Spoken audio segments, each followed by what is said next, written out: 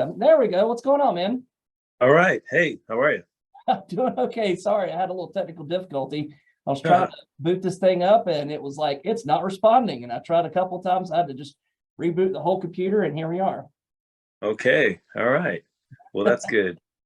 Well, hey, man, I'm glad you were able to do this. It's funny because we were playing some songs from Black Gives Way to Blue. hmm And it dawned on me.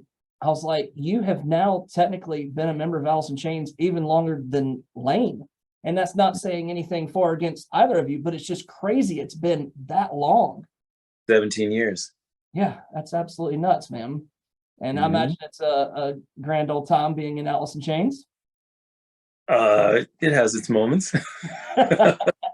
Oh, I'm sure. And right today, of course, we're going to be talking about the new Who single, which is, you know, I don't say this about many bands because there's not a lot of bands out there that thrill me right now. But the Who is one of those bands that, when you hear them, you got something special, you got something different.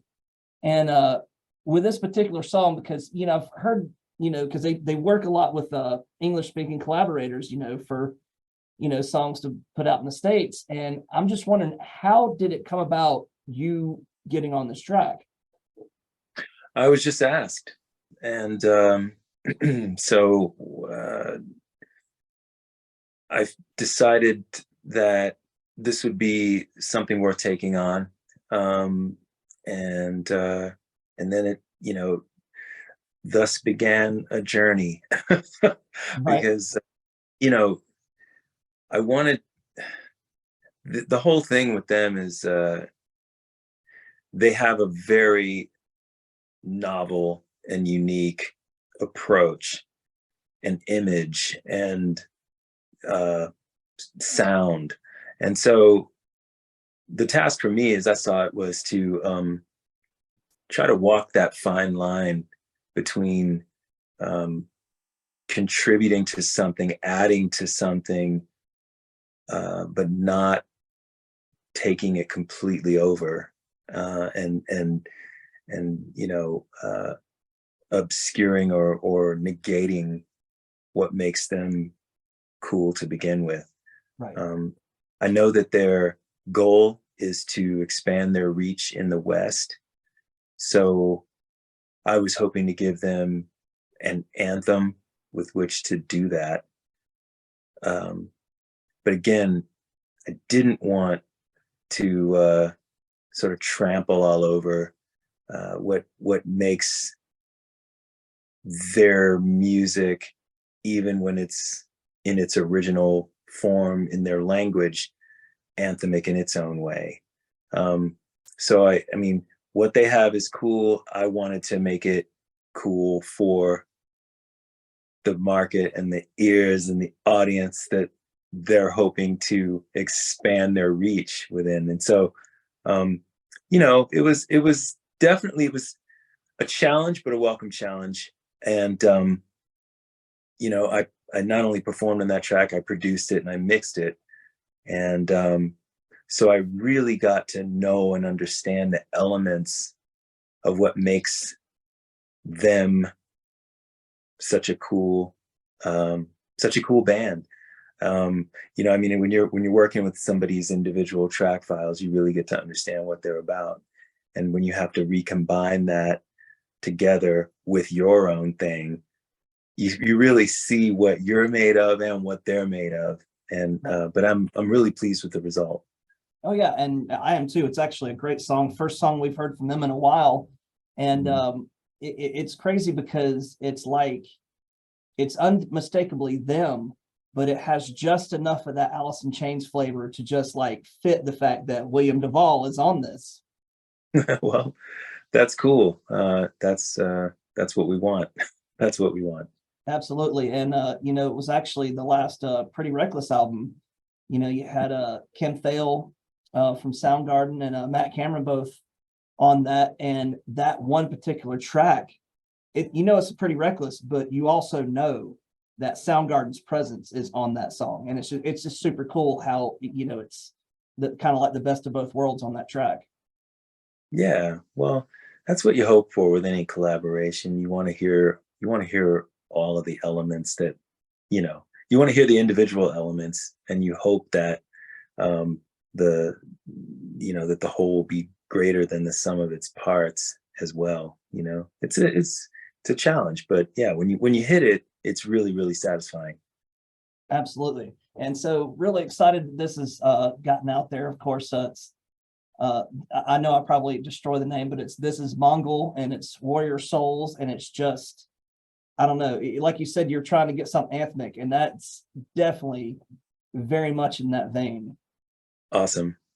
Glad to hear it. Glad to hear it. I've been so pleased with the response to the record. I mean, it's really just fantastic. Absolutely. And and it's cool too, because you spent most of your life down in Atlanta, Georgia, which I spent a little time down there too. So it's just kind of cool to see somebody that came from Atlanta and is now, basically with a part of a band that's so known for being in Seattle. So it's kind of like, East meets West kind of sort of thing. East meets West, both within the United States, and now East meets West with myself and the Who. Yeah, it's So there crazy. you So go. you're like There you this go. amazing bridge. Now we just need to get you over with like the UN and get the world together in harmony. Yeah, yeah. One step at a time, Yeah, one exactly. record at a time. I'm already seeing the political campaigns for William DuVall. Of course, I wouldn't do that to you. I absolutely hate politics. You probably see the Trump back here. That was actually painted by someone from on our morning show as a joke, and it just ended up on my wall. And I seriously came in, sat down. I was in my office for like at least 20, 30 minutes before I realized that face is looking at me. I was like, what the hell? Do his eyes follow you though as you cross the room? I mean, that's Thank where. God, no. Oh my Yeah, it's gosh. just it's crazy, working in radio, the things you get to encounter. And as I'm sure it's, just crazy working in the music industry, period. Oh, for sure. Yeah, that definitely has its moments too. Um, in the end, for me, it's worth it. Only because I still do it for the work itself. And so everything that happens after that is just, it just is what it is, whether it's good or bad or disappointing or whatever. Especially once you get when you're talking about the marketplace, once you get a record out into the field, into the breach, so to speak, it's then it becomes everyone's or not, right?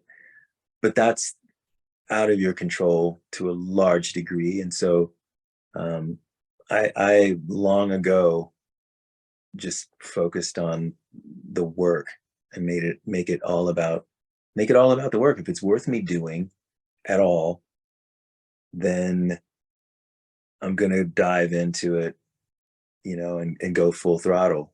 And then it's satisfying for me no matter what happens after that, you know. So And it's just yeah, I nice mean, when a paycheck comes out of it. huh? And it's just nice when a paycheck comes to come out of it. Well, yeah, I mean, we all have to keep the lights on and all that stuff, and that's where it can get complicated because, when I started doing this, it was the early days of hardcore punk in America. It was the early 80s. And so there was no hope of any commercial success. There was no aspirations or illusions of even interfacing with the mainstream.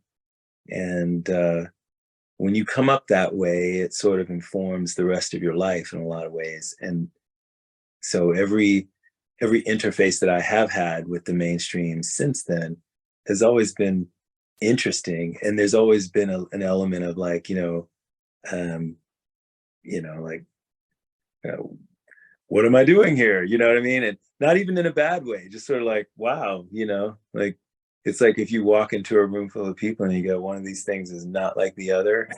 It's always been a little bit of that, but that's okay. That's totally okay. And I'm glad with the totality of how things have turned out. I love how Dave Grohl talks about it. Like he came up from a similar background, drumming for hard hard punk bands, And it's like when Nirvana became popular, he was like, he never expected anything that he was going to be a part of to ever be popular. And now, from Nirvana to Foo Fighters, and here he is. Right. Yeah. I mean, yeah, he kind of came up in Virginia, sort of a satellite of the DC punk scene, and ended up in a group called Scream, who their original drummer, Scream, was a guy named Kent Stax. And I knew Scream from way back. In fact, my band Neon Christ had our first gig jumping on stage with Scream using their equipment back when Kent was in the band. And so this was years before Dave was in the group. But yeah, again, when you come up that way, you do have a different mindset. You do have a different mindset, no matter where your career takes you after that, and it's cool. I wouldn't trade it personally. Absolutely. I mean, because you've come so far, like you said, from the hardcore punk scene, being a part of Alice in Chains, and of course now doing this with the Who. It's just and of course, between albums, I'm sure, and tours with Alice in Chains, it's cool to get involved in something like that. Is there anything else that you got in the works that you'd like to talk about? Well, I just put out my second solo album last year called 11/12/21. It was named for the date on which it was recorded. It was a live session in the studio. It was a power trio electric record. We cut it directly to lacquer disc, so it's a total high wire act, unlike any other, because you're going in, and as you're recording, the record is also being mixed in real time, but it's also being cut in real time. So there's a lacquer cutter there with a needle on a lathe, literally cutting the grooves into the album that you're hoping to make. And you go side one, and then you go side two. And anything you do, once that needle drops at the beginning of side one or the beginning of side two, everything after that is being recorded. So any dead air between songs, any tuning up, any chatter, any noise, anything, you're doing it the way they used to do it, like in the 20s or the 30s. And really proud of that record. It's super rocking. We really captured a moment, kind of a lightning in the bottle thing. So that came out last year, and I've been really pleased with that. Different colors of vinyl and all that stuff. It was fun to make, and so you can get that off my website. And other than that, just more producing. I'd like to do another couple records this year. That would be good.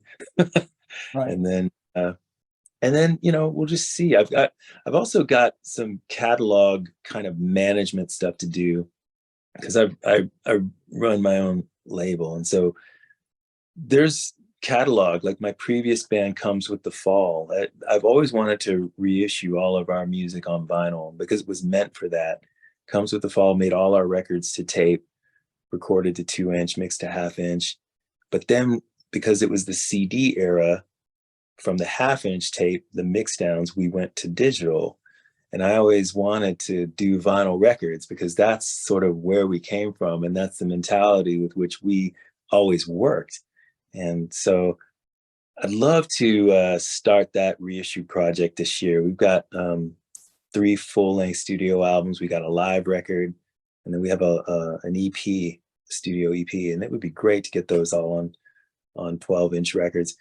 And then by the same token, related but completely opposite, my early group Neon Christ, we were always an analog band. We only issued music on vinyl, including the reissue that my label partnered with Southern Lord Records to do in 2021. We took all our music from 1984, put that out on 12-inch, and sold a bunch of those, and that was really great.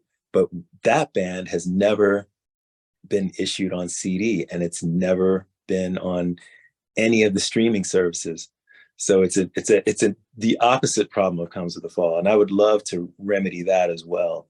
So getting Neon Christ up on the streaming services for once and for all. So those are a couple of things I've sort of been looking at to do this year. And that's cool because we now live where people are actually appreciating that more. Because what was it, like Alice Cooper was talking about, MP3s, sure, it's great to have streaming stuff, and I stream a lot, just like television and everything, but I still have a lot of hard copies of stuff, because what Mhm. happens if something goes wrong with that? It's just it's nice to have something you can put your hands on, and something you can appreciate, like artwork, lyric sheets, Absolutely. all Absolutely. that kind of stuff. Yeah, these things, they're artifacts. They can become heirlooms, you know. I still have the records that my cousin Donald and I started collecting when I was 8 years old, you know. I still have his he actually he died last year, and I still have his record collection and everything that I've built onto it in the decades since then. And so, these things, I still have records from my parents, even my grandparents. I've got 78s. So these are family heirlooms at that point, And it's it's an honor and a privilege to be in a place where you can create something like that for someone else. Um, so yeah, I mean, with all the convenience that comes with streaming and streaming services, I still love the artifacts. I still love creating them. I still love having them, owning them, collecting them. It's a big deal, and it's nice to see. Um, it's nice to see that making a bit of a comeback. It's really good to see vinyl records and things making a comeback. Even cassettes. Never thought I'd see that, but even cassettes for some people are kind of making a comeback. But I mean, the point is having the artifact. That's the deal, you know. Right. And, and to me, stuff like having music files, the main thing that I really have only appreciated about that is like being able to rip a whole bunch of CDs into like your iPod. So that way you're not having to sit there and say, okay, which 4 or 5 CDs am I going to take on this road trip? You can take your Right. whole library with you. Yeah. And that, while that's great and fine, it's really cool that it ripped from a CD, because you go back home, you can pop that in the CD player. You can pop a cassette in a cassette Mhm. player. And of course you could pop the record, on your turntable. Yeah, sure. I mean, it's about options. We want options with everything in life if we can. And so yeah, I mean, whatever works for everybody. But it's nice to see um, different tastes being satiated. I mean, if you want vinyl, there you go. I mean, if you want CDs, there you go. If you want tapes, there you go. And if you just want to, listen to music from your phone, it's all there too. Right. Well, man, it's been really cool getting to talk with you. I mean, it was super cool when they put it out there. It's like, hey, you want to talk to William DuVall? I'm like, well, why wouldn't I want to talk to William DuVall? Seriously. So I really appreciate you taking the time to do that. Sorry, a little bit of the wonderful. And you see, again, we were talking about what could go, what happens if something goes wrong with a streamer. Technical Yeah. things, man, they can. Oh, for sure. The gremlins are out there, man. I was actually thinking Gremlins too. You read my mind. Well, thank you so much for having me on, and I really appreciate the support of the new record. And yeah, man, it's great. And I hope your audience continues to dig it. Absolutely, man. And appreciate you coming on, man, and hope to hear more from you soon, especially Cool, bro. getting more of your old school stuff back out on the, different platforms. Yeah, man. Yeah, we'll get that done. We'll get it done. Absolutely. We'll appreciate it, brother. Absolutely, man. You have a good one. Thank you. You too. Bye. Bye.